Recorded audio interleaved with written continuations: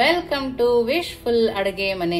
ನೋಡಿ, ಇವತ್ತು ಬದನೆಕಾಯಿಂದ ಒಂದು ಸೂಪರ್ ಆಗಿರೋ ರೆಸಿಪಿನ ಮಾಡೋಣ. ಬದನೆಕಾಯಿ ಪಲ್ಯ ತಿಂದಿರ್ತೀವಿ, ಭರ್ತಾ ತಿಂದಿರ್ತೀವಿ. ಈಗ ಒಂದು ಡಿಫ್ರೆಂಟ್ ಆಗಿರೋ ರೆಸಿಪಿನ ಮಾಡೋಣ. ಯಾವ್ದ್ರ ಜೊತೆ ಬೇಕಾದ್ರೂ ಸೂಟ್ ಆಗುತ್ತೆ ಆ ತರ ರೆಸಿಪಿನ ಹೇಗ್ ಮಾಡೋದು ಅಂತ ನೋಡೋಣ ಬನ್ನಿ. ಮೊದಲಿಗೆ ನಾನಿಲ್ಲಿ ಬದನೆಕಾಯಿನ ವಾಶ್ ಮಾಡ್ಕೊಂಡ್ ಬರ್ತೀನಿ. ನೋಡಿ, ನಾವಿಲ್ಲಿ ಬದನೆಕಾಯಿನ ತೊಳ್ಕೊಂಡ್ ಬಂದಿದೀವಲ್ವಾ, ಇದನ್ನ ಇವಾಗ ನೋಡಿ ಬದನೆಕಾಯಿನ ತಗೊಂಡಿದೀವಲ್ಲ, ಇವಾಗ ಇದನ್ನ ಕಟ್ ಮಾಡ್ಕೊಳ್ಳೋಣ.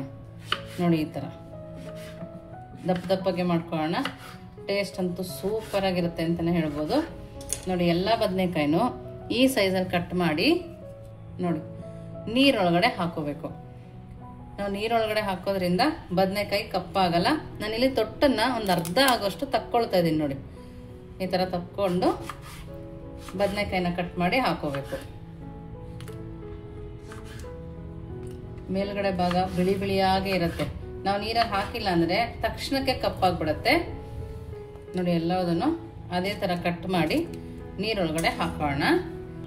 ನೋಡಿ, ಇವಾಗ ಇದಕ್ಕೇನೆ ಒಂದೆರಡು ಹಸಿಮೆಣಸಿನ್ಕಾಯಿನ ಹಾಕೋಣ. ಇವಾಗ ನಾವು ನೆಕ್ಸ್ಟ್ ನೋಡಿ, ನಾನು ಮೊದಲಿಗೆ ಇಲ್ಲಿ ಒಂದು ಪಾತ್ರೆನ ತಗೊಂಡಿದ್ದೀನಿ. ದಪ್ಪ ತಳ ಇರೋ ಪಾತ್ರೆನ ತಗೊಂಡಿದ್ದೀನಿ. ಒಂದು ಲೋಟ ಆಗುವಷ್ಟು ನೀರನ್ನ ಹಾಕೊಳ್ತಾ ಇದ್ದೀನಿ. ನೋಡಿ, ಎಷ್ಟು ನೀರನ್ನ ಹಾಕೊಂಡು ಇದಕ್ಕೆ ನಾವೀಗ ಕರಿಬೇವಿನ ಸೊಪ್ಪನ್ನ ಹಾಕೋಬೇಕು. ನಾವಿಲ್ಲಿ ಖಾರಕ್ಕೆ ಸಾಂಬಾರ್ ಪುಡಿ ಆತರ ಏನು ಖಾರದ ಪುಡಿ ಆತರ ಯೂಸ್ ಮಾಡ್ತಾ ಇಲ್ಲ. ಹಾಗಾಗಿ ಖಾರಕ್ಕೆ ತಕ್ಕಂತೆ ಹಸಿ ಮೆಣಸಿನ್ಕಾಯಿನ ಸೇರಿಸ್ಕೊಬೇಕು. ನೋಡಿ, ಇವಾಗ ಇದಕ್ಕೇನೆ ನಾವು ಬದನೆಕಾಯಿ ಕಟ್ ಮಾಡ್ಕೊಂಡ್ ಬಂದ್ವಲ್ಲ ಅದನ್ನ ಹಾಕೋಣ. ನೋಡಿ, ಈ ತರ ಬದನೆಕಾಯಿ ಬೇಯುವಾಗ್ಲೇನೆ ನಾವು ನೋಡಿ ಒಂದ್ ಸ್ವಲ್ಪ ಹುಣಸೆಹಣ್ಣ ನೆನೆ ಹಾಕೊಂಡಿದೀನಿ. ಇಲ್ಲಿ ಹುಳಿ ಸ್ವಲ್ಪ ಜಾಸ್ತಿ ಬೇಕಾಗತ್ತೆ, ಬದನೆಕಾಯಿ ಹುಳಿನೇ ಇದು. ಸೊ ಹಾಗಾಗಿ ಹುಣಸೆಹಣ್ಣು ಜಾಸ್ತಿ ಬೇಕಾಗತ್ತೆ. ಹುಣಸೆಹಣ್ಣ ಚೆನ್ನಾಗಿ ಕಿವುಚ್ಕೊಳ್ಳೋಣ. ನಾವ್ ಇದಕ್ಕೆ ಟೊಮೊಟೊನು ಯೂಸ್ ಮಾಡ್ತಾ ಇಲ್ಲ. ಮನೆಯಲ್ಲಿ ಟೊಮೊಟೊ ಇಲ್ಲ, ಬರೀ ಬದನೆಕಾಯಿ ಇದೆ ಅಂದಾಗ ಈ ರೆಸಿಪಿನ ಮಾಡ್ಕೊಬಹುದು. ತುಂಬಾ ಅಂದ್ರೆ ತುಂಬಾ ಟೇಸ್ಟಿಯಾಗಿರುತ್ತೆ. ನೋಡಿ, ಚೆನ್ನಾಗಿ ಹುಣಸೆಹಣ್ಣ ಕಿವುಚ್ಕೊಂಡು ಈ ಟೈಮಲ್ಲಿ ಹಾಕೋಣ. ಹುಳಿ ಜೊತೆನೆ ಬದನೆಕಾಯಿ ಬೆಂದ್ರೆ ತುಂಬಾ ಚೆನ್ನಾಗಿರುತ್ತೆ. ಹೈ ಫ್ಲೇಮಲ್ಲಿ ಇಟ್ಟು ಬೇಯಿಸ್ಕೊಳ್ತಾ ಇದೀನಿ ನಾನು. ನೋಡಿ, ಇದಕ್ಕೇನೆ ಸ್ವಲ್ಪ ಕಲ್ಲುಪ್ಪನ್ನ ಹಾಕೋಣ.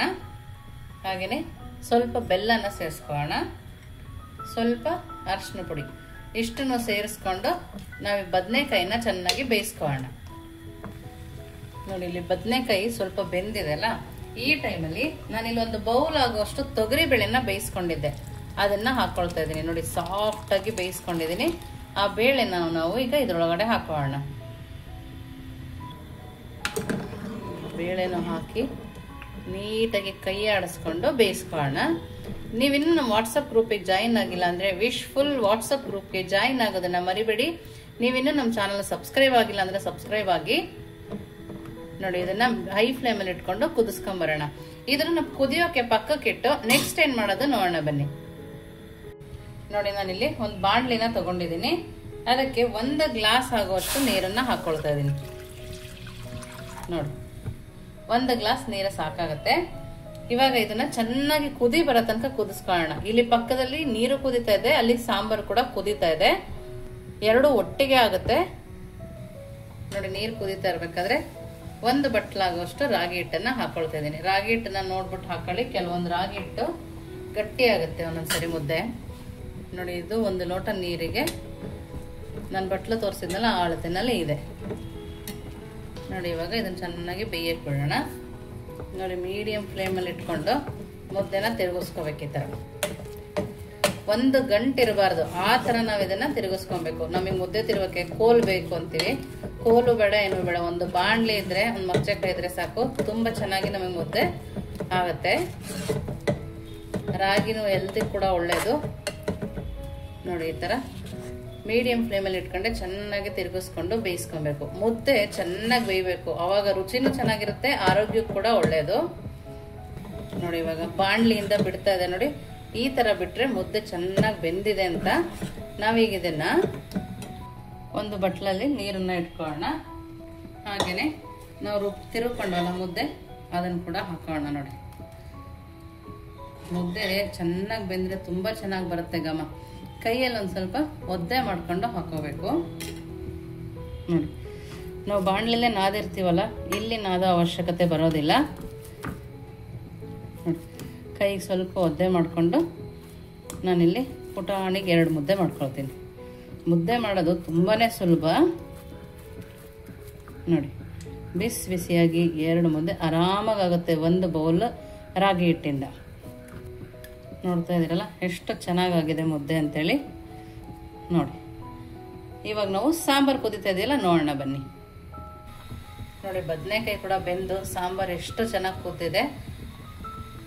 ನಮ್ಗೆ ಸಾಂಬಾರು ಪುಡಿ ಇಲ್ಲ ಅಂದಾಗ, ನಾವು ಅಕಸ್ಮಾತ್ ಬೇರೆ ತರಕಾರಿ ಇಲ್ಲ, ನಾವೇನು ಮಾಡೋದು ಅಂದಾಗ ಈ ಥರ ನಾವು ಮಾಡ್ಕೋಬೋದು ನೋಡಿ. ಇದಕ್ಕೇನೆ ಸಣ್ಣದಾಗಿ ಕಟ್ ಮಾಡಿದ್ರೆ ಕೊತ್ತಂಬರಿ ಸೊಪ್ಪನ್ನ ಹಾಕ್ಕೊಂಡಿದ್ದೀನಿ. ಹಾಗೇನೆ ನಾನಿಲ್ಲಿ ಒಗ್ಗರಣೆಗೆ ಎಣ್ಣೆನ ಬಿಸಿ ಮಾಡ್ಕೊಂಡಿದ್ದೀನಿ. ಇದಕ್ಕೇನೆ ಸಾಸಿವೆ, ಕರಿಬೇವಿನ ಸೊಪ್ಪು, ನೋಡಿ ಕರಿಬೇವಿನ ಸೊಪ್ಪು, ಒಣಮೆಣಸಿನ್ಕಾಯಿ. ನಾವಿಲ್ಲಿ ಹಿಂಗನ್ನ ಹಾಕೋಣ. ಹಿಂಗೆ ಹಾಕೋದ್ರಿಂದ ತುಂಬಾನೇ ರುಚಿಯಾಗಿ ಬರುತ್ತೆ ನೋಡಿ. ಇಷ್ಟನ್ನು ಹಾಕಿ ಒಗ್ಗರಣೆಗೆ ಹಾಕೋಣ.